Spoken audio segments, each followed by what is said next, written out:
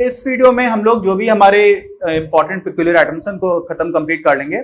और पहला इसमें जो आता है वो आती है वृत्तिक निधि। वृत्तिक निधि मतलब एंडाउमेंट फंड। एंडाउमेंट फंड का मतलब क्या होता है कि कहां से मिलता है, पहले तो ये समझ लीजिए। तो सोर्सेस देख लीजिए, सोर्स क्या होता है, इसका स्रोत क्या होता है। सोर्सेस क्या क्या है, मेनली कोई वसीयत से दे देता है, ठीक है, वसीयत है, लिगेसी होगी मतलब, और या फिर कोई गिफ्ट कर देता है, ठीक है, गिफ्ट हो गया यानी कि उपहार दे दिया, ठीक। अब उपहार दिया या वसीयत से दिया वो महत्वपूर्ण नहीं है, महत्वपूर्ण यह है कि देने का उद्देश्य क्या है, क्या उद्देश्य है। तो अगर कोई स्पेसिफिक उद्देश्य है कि आपको मैं एंडाउमेंट फंड में पैसा दे रहा हूं इस काम के लिए, ये विशेष काम के लिए, तो उसका हम लोग क्या कर देंगे, पूंजीकरण कर देंगे। हमेशा जब भी स्पेसिफिक आइटम्स की बात आते हैं तो हम लोग क्या कर देते हैं, पूंजीकरण कर देते हैं।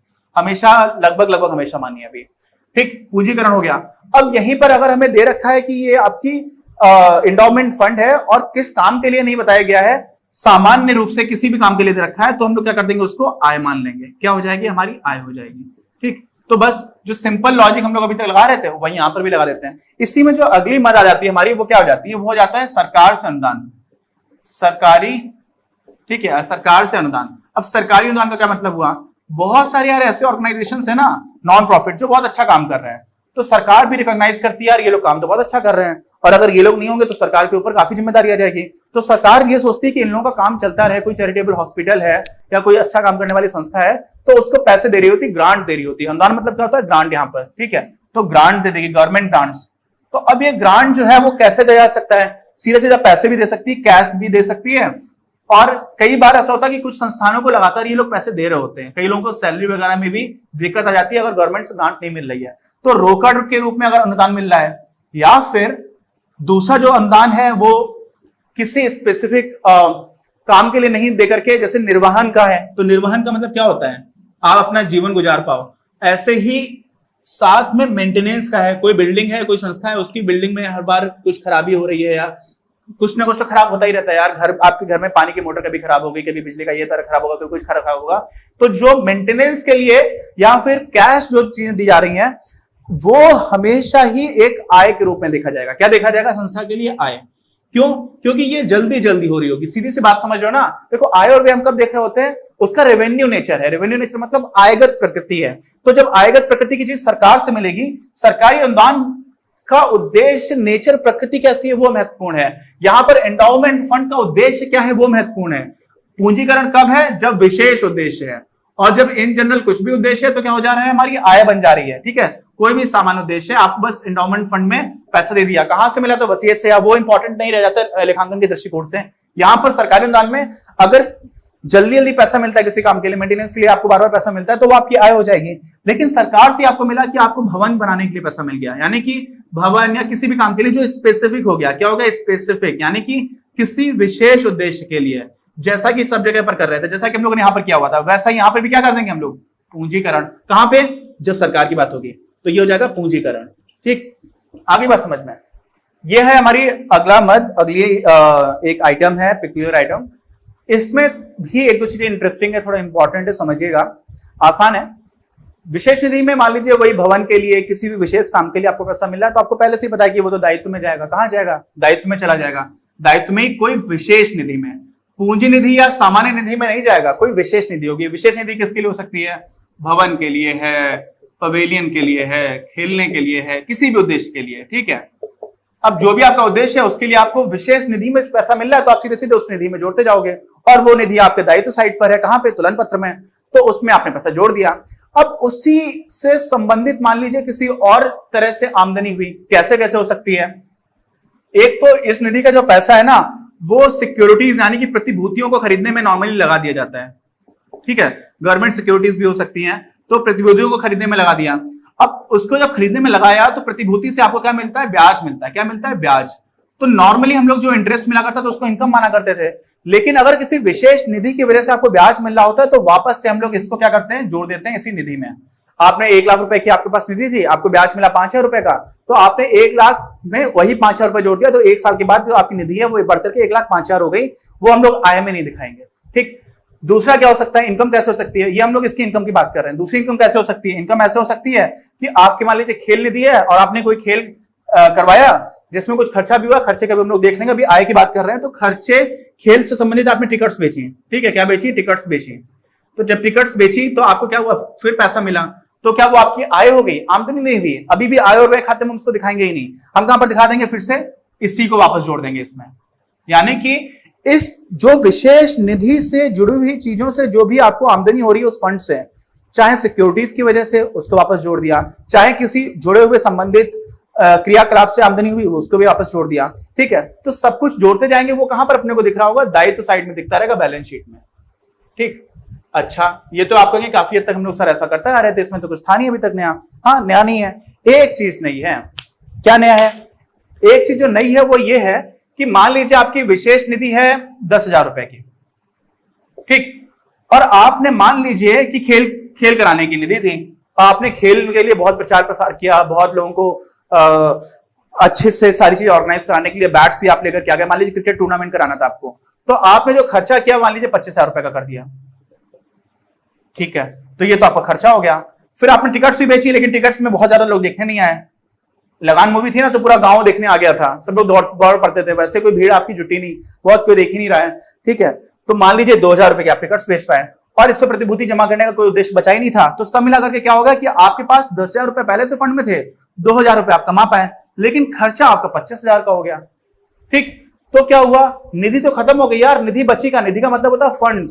अब फंड रह ही नहीं गया है, फंड हो गया खत्म। 10 में आपने 12 जोड़े, 2,000 का तो प्रॉफिट हुआ, 12 जोड़े प्रॉफिट मतलब टिकट्स बेची, प्रॉफिट मत, लाभ मत सोच लेना, 2,000 के आप टिकट्स लेकर के बेच करके आए तो 12,000 हो गया। अब 12,000 में आप जब 25,000 घटा दोगे तो क्या हो जाए, 13,000 का नुकसान हो गया। तो यहां पर ये जो दायित्व में आप निधि दिखा रहे थे ना, वो पूरी की पूरी निधि खत्म हो जाएगी, निधि की सारी एंट्रीज गायब हो जाएंगी। कहां से? आपके दायित्व साइड में तुलन पत्र से गायब, दिखाओगे नहीं वहां पर। लेकिन आपको यार कहीं ना कहीं तो दिखाना पड़ेगा, तो आप क्या दिखाओगे, जो 13,000 का यहां पर नुकसान हुआ है ना, वो नुकसान आप क्या करोगे, आय और व्यय खाते में व्यय में दिखा दोगे, ठीक। अब इसी का एक उदाहरण हम लोग देख लेते हैं, फिर आपको समझ में आएगा। देखिए, ये हमारा उदाहरण है, अगला कौन सा उदाहरण है, 9th उदाहरण है, 9th एग्जांपल है। इसमें देखिए 2-3 चीजें समझने की। सबसे पहले तो हमें क्या दे रखा है, निम्न सूचनाओं से अलाभकारी संस्थाओं के लिए वित्तीय विवरण में दर्शाना है, वित्तीय विवरण में दर्शाना है, फाइनेंशियल स्टेटमेंट्स की बात की गई है।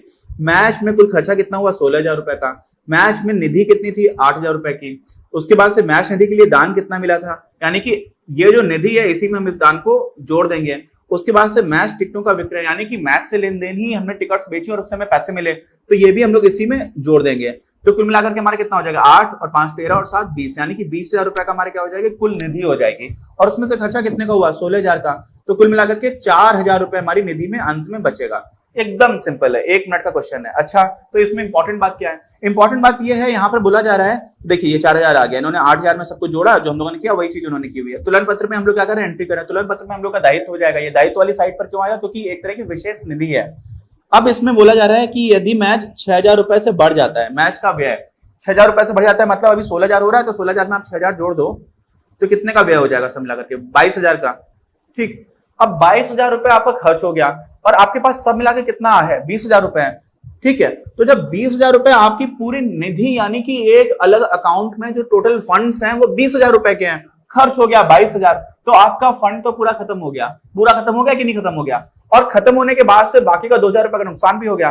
तो जब भी हम लोग नुकसान की बात करते हैं, किसी भी तरह की हानि की बात करते हैं, चाहे चोरी से हुई हो, चाहे किसी संपत्ति में ह्रास हो रहा हो, तो उसको हम लोग एक्सपेंसेस में काउंट करते हैं। किसमें काउंट करते हैं, व्यय में।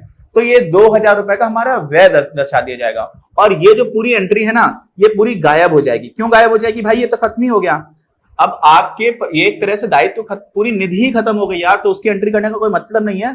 बस जो 2,000 रुपए का नुकसान हुआ है वो कहां पे चला जाएगा, वो हमारा आय और व्यय खाता में व्यय में चला जाएगा, और व्यय आपको पता है कि नाम साइड यानी कि डेबिट साइड पर होता है, ठीक। तो ये इंपॉर्टेंट बात थी, और समझ रहे हो कि निधि का सब कुछ निधि से लेना देना है, बाकी हम उसको कहीं पर जोड़ेंगे नहीं। जो टिकटों से बेचा है वो आय नहीं होगी, वो निधि में ही जाएगी, है ना। वो सारी चीजें तो आपको पता ही थी। लेकिन अगर एक्सपेंसेस बहुत ज्यादा बढ़ जाए तो हम लोग सिर्फ एक्सपेंस काउंट करते हैं, बाकी पूरा का पूरा खाते को खत्म कर देते हैं। यही इसमें इंपॉर्टेंट पॉइंट था।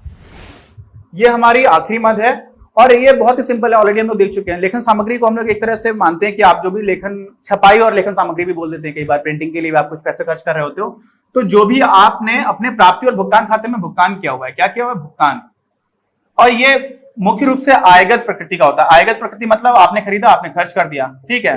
लेकिन कई बार ऐसा होता है कि आपने मान लीजिए, ऐसा तो है नहीं यार आपको कि कॉपी खरीदनी है तो आप रोज कॉपी खरीदने जा रहे हो, आपने एक साथ ही मान लीजिए 500 कॉपीज खरीद ली संस्था के लिए, ठीक है, और आपकी खर्च 300 कॉपीज ही हो पाई, तो जो 200 कॉपी पड़ी हुई है वो आप आगे कभी यूज करोगे तो वो आपके उस वर्ष के लिए एक क्या हो जाएगी, परिसंपत्ति बन जाएगी। तो कभी कभी हम उसको क्या बना देते हैं, परिसंपत्ति की तरह भी देख लेते हैं। तो परिसंपत्ति कब देखोगे, जब उसी में पहले से कुछ कुछ बाकी है जिसको हम अगले समय अवधि में यूज कर पाएंगे, प्रयोग कर पाएंगे उसका, तो वो परिसंपत्ति हो जाती है। अब जैसे एक उदाहरण मान लीजिए, समझ लीजिए कि आपने 5,000 रुपए की लेखन सामग्री खरीदी, आपके पास पहले से ही 2,000 की पड़ी हुई थी, ठीक है, और उसके बाद से साल के अंत में आपके पास 3,000 रुपए की पड़ी है, तो आप क्या करोगे, आप ये सोचोगे कि यार 5,000 की खरीदी, 2,000 की पहले से थी, इसका मतलब सब मिलाकर के 7,000 रुपए की हो गई, लेकिन 3,000 रुपए की साल के बाद बच गई, तो आपने खर्च कितने की, 4,000 रुपए की खर्च की। तो ये 4,000 रुपए जो है वो आपका किधर जाएगा, भुगतान में चला जाएगा। आयकर प्रकृति का है और आय और व्यय खाता में कहां पर जाएगा, सॉरी भुगतान में नहीं, व्यय हो जाएगा। तो व्यय जो है वो कितने का होगा, 4,000 का होगा, ठीक है। तो इसी का एक उदाहरण है, बहुत अच्छे से हम लोग उसको डिस्कस कर लेते हैं अभी, तो फिर ये वाला आपको क्लियर हो जाएगा डाउट।